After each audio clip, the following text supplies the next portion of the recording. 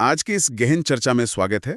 आज का विषय एक ऐसे अनुभव से जुड़ा है जिसे सड़क पर चलने वाला हर वो इंसान बहुत अच्छी तरह समझता है जिसने कभी भी स्टीयरिंग व्हील पकड़ा हो या टू व्हीलर का हैंडल। बिल्कुल। मतलब एक बहुत ही स्वाभाविक सी इंसानी फितरत होती है।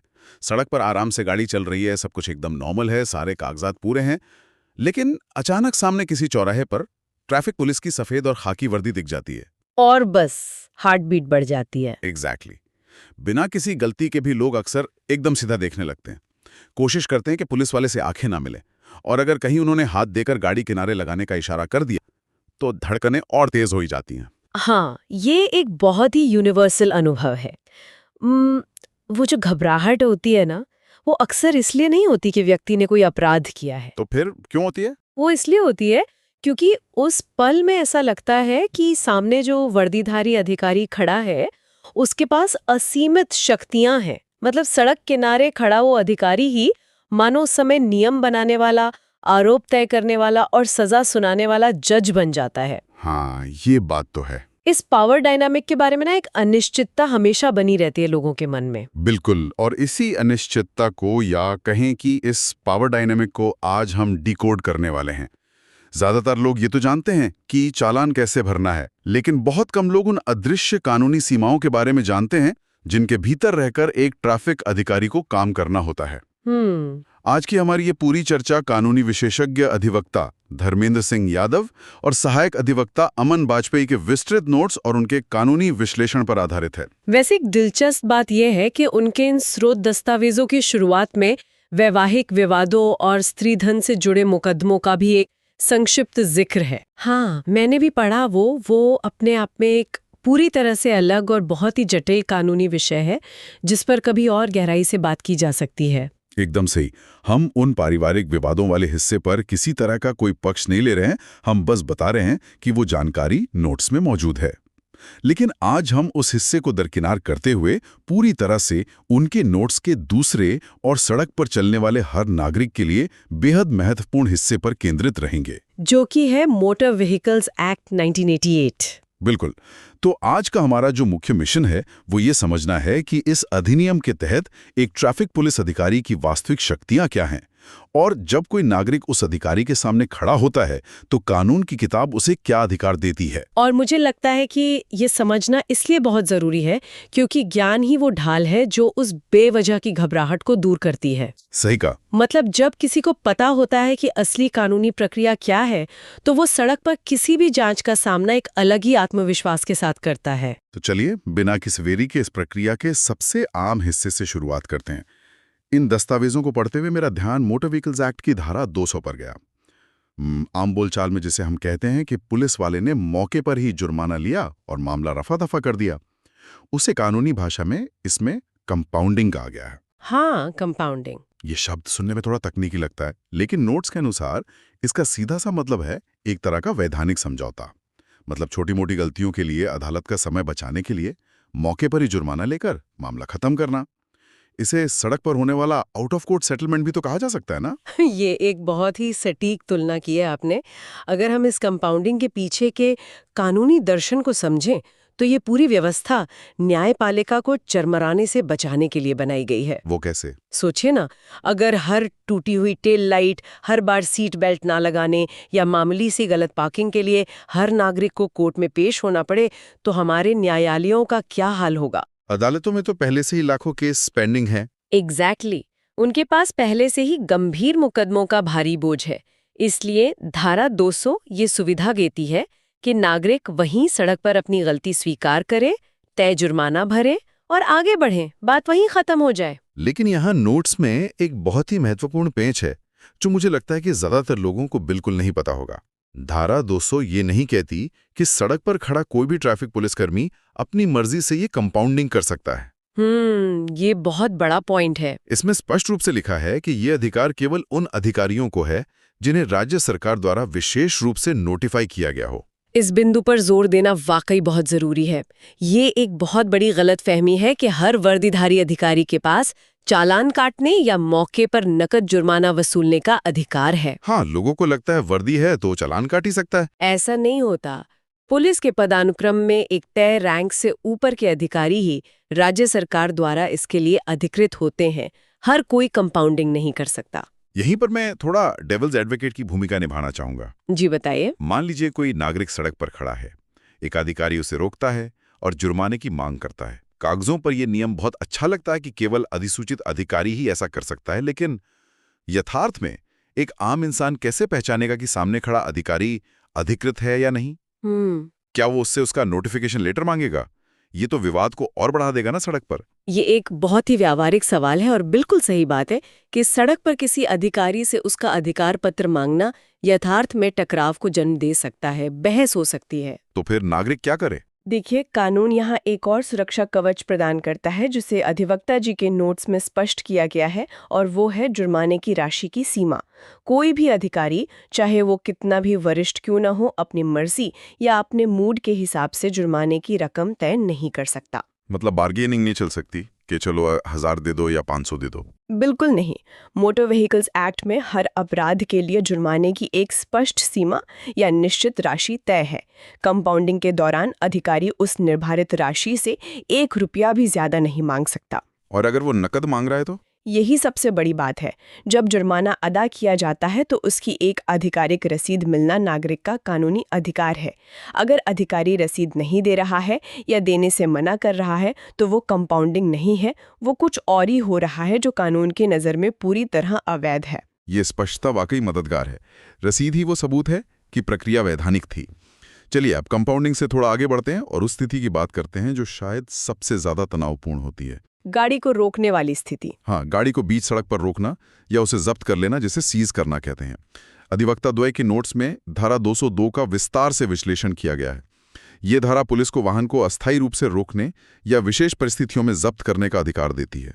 अक्सर लोगों को लगता है कि पुलिस जब चाहे जिसकी चाहे चाबी निकाल सकती है या गाड़ी थाने ले जा सकती है। और यही वो जगह है जहां शक्तियों की सीमा का ज्ञान होना सबसे ज्यादा काम आता है। धारा 202 पुलिस को अधिकार जरूर देती है, लेकिन ये कोई निरंकुश शक्ति नहीं है कि अधिकारी का जब मन किया उसने किसी की भी गाड़ी उठा ली। मतलब कोई चेक्स एंड बैलेंसेस हैं इसमें? बिल्कुल है। नोट्स बहुत स्पष्ट रूप से कहते हैं कि वाहन को रोकना या जब्त करना एक बहुत ही सख्त वैधानिक प्रक्रिया के तहत ही होना चाहिए। इसका मतलब है कि उनके पास गाड़ी रोकने या जब्त करने का एक ठोस और कानूनी रूप से मान्य कारण होना चाहिए। वो केवल शक के आधार पर या किसी को परेशान करने के लिए वाहन जब्त नहीं कर सकते। एकदम सही। हर जब्ती का एक ऐसा कारण होना चाहिए जो अधिनियम के अंतर्गत अपराध की श्रेणी में आता हो, और सिर्फ कारण होना ही काफी नहीं है, उस जब्ती की पूरी लिखित रिपोर्टिंग होनी चाहिए मौके पे। कागजी कार्रवाई। हाँ, एक सीजर मेमो बनता है। उस मेमो में दर्ज होता है कि वाहन किस स्थिति में, कहां से और किस कारण से जब्त किया गया है। उसमें तारीख सब होता है।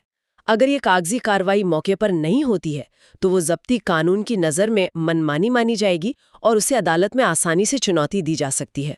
इसी जब्ती की बात से एक और जुड़ा हुआ डर है जो मुझे लगता है कि गाड़ी जब्त होने से भी बड़ा डर है। ड्राइविंग लाइसेंस का छिन जाना। हाँ, डीएल का जब्तीकरण। ये एक बहुत ही आम दृश्य है कि चौराहे पर बहस होती है और अधिकारी कहता है कि अपना लाइसेंस दो और उसे लेकर अपनी जेब में रख लेता है। मुझे नोट्स का वो हिस्सा सबसे ज्यादा दिलचस्प लगा जो धारा 206 की बात करता है। ये धारा दस्तावेजों को जब्त करने की शक्ति के बारे में है। बिल्कुल।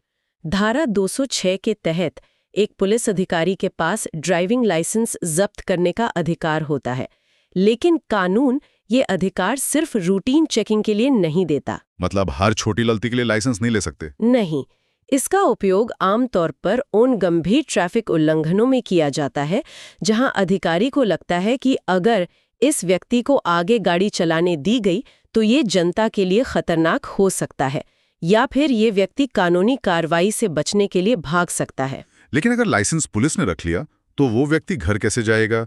ये अगले दिन ऑफिस कैसे जाएगा?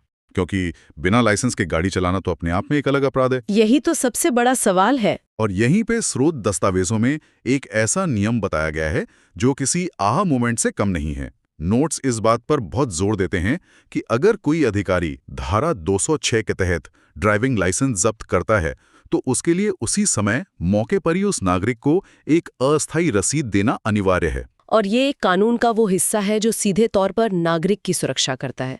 वो जो अस्थायी रसीद या टेम्पररी रसीद होती है वो केवल एक कागज का टुकड़ा नहीं है। तो उसकी लीगल वैल्यू क्या है? कानूनी रूप से जब तक वो विशिष्ट मामला सुलझ नहीं जाता या उस व्यक्ति की कोर्ट में पेशी नहीं हो जाती, तब तक वो रसीद ही उस व्यक्ति का वैध ड्राइविंग लाइसेंस मानी जाएगी। उस रसीद को दिखाकर वो व्यक्ति कानूनी रूप से गाड़ी चला सकता है। ओहो, तो अगर मैं इस बात को थोड़ा और गहराई से समझूं, तो इसका मतलब ये हुआ कि अगर कोई ट्रैफिक पुलिसकर्मी किसी का लाइसेंस ले लेता है और कहता है कि कल थाने आकर ले जाना और कोई रसीद नहीं देता, तो वो अधिकारी खुद कानून तोड़ रहा है। कानूनी नजरिए से देखा जाए तो ये बिल्कुल अवैध है।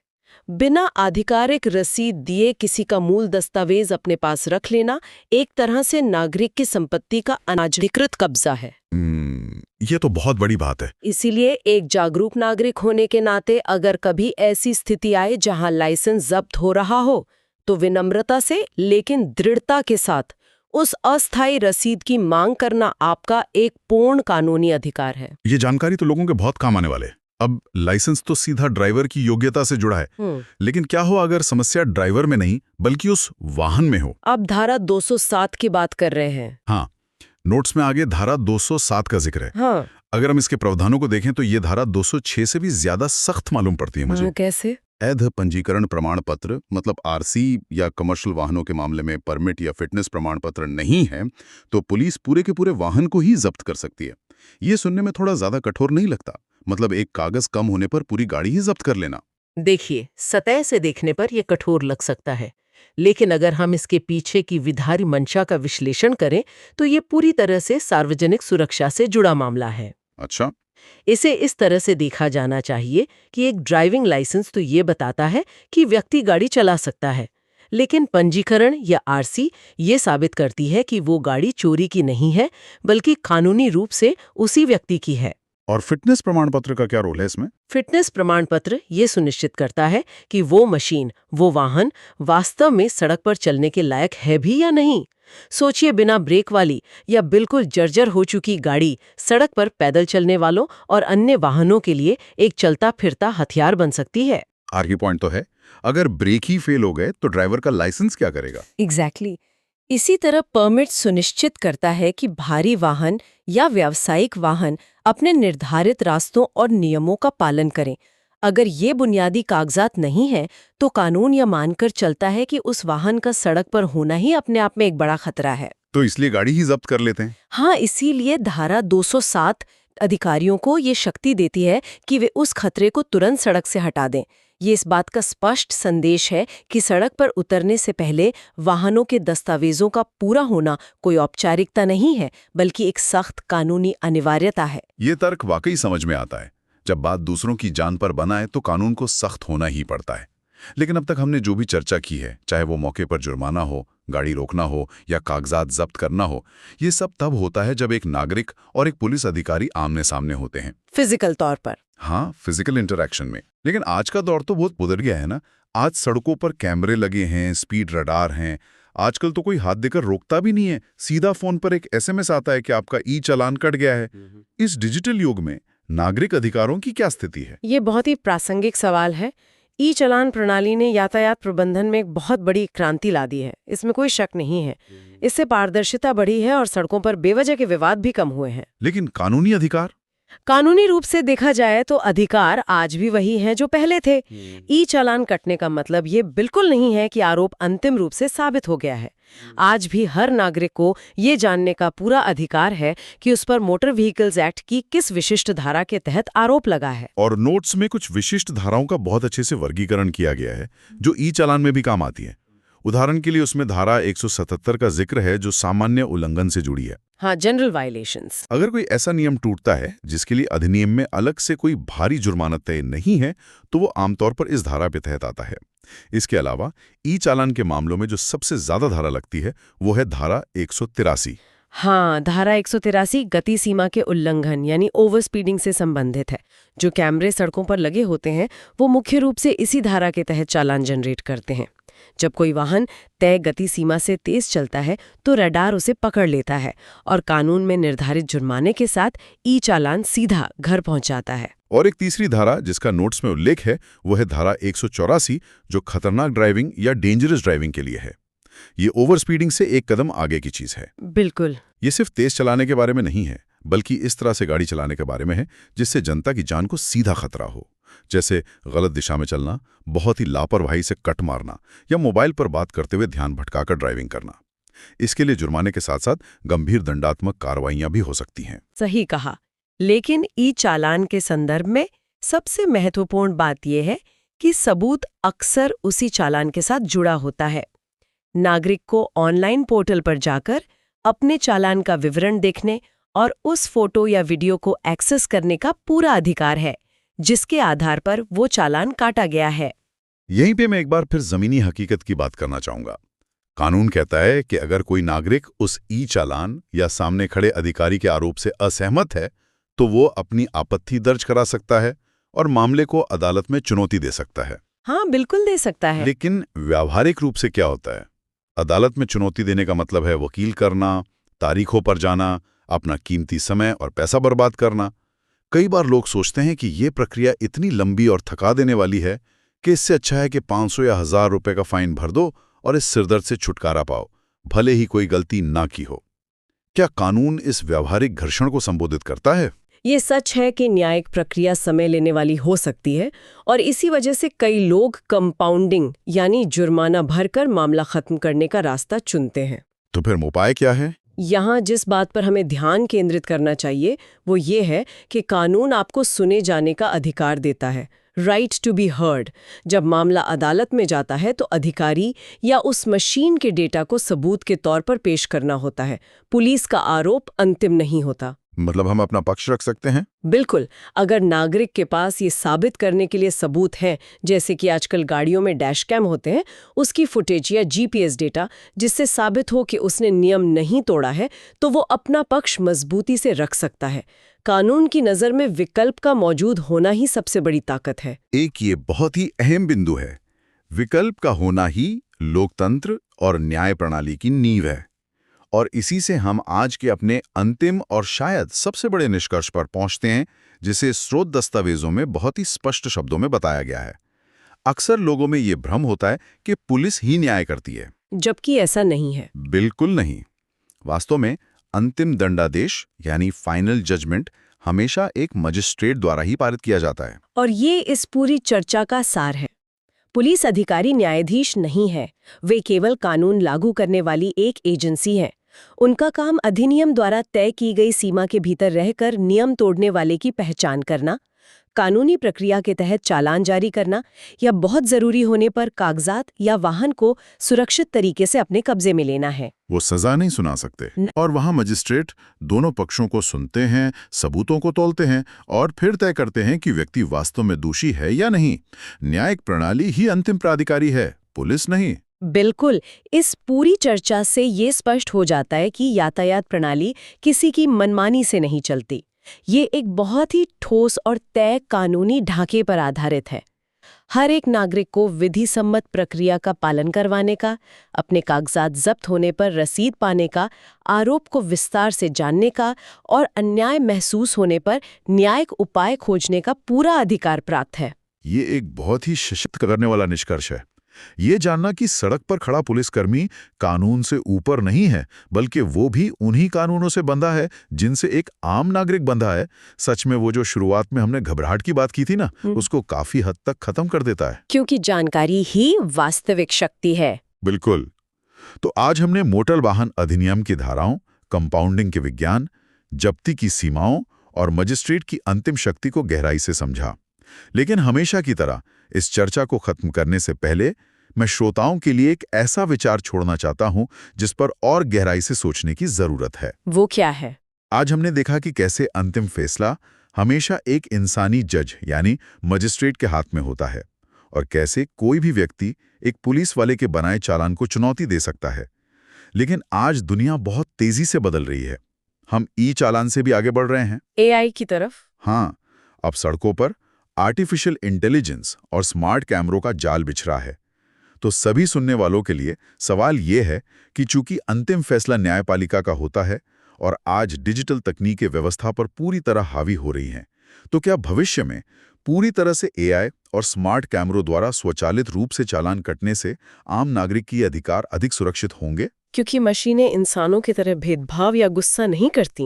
एग्जैक्टली। या फिर दूसरा पहलू यह है कि किसी मशीन कैमरे के सेंसर या एआई की तकनीकी गलती को न्यायालय में चुनौती देना और खुद को एक कंप्यूटर एल्गोरिदम के खिलाफ बेगुनाह साबित करना, क्या एक इंसानी पुलिस अधिकारी से बहस करने से भी ज्यादा मुश्किल और जटिल हो जाएगा?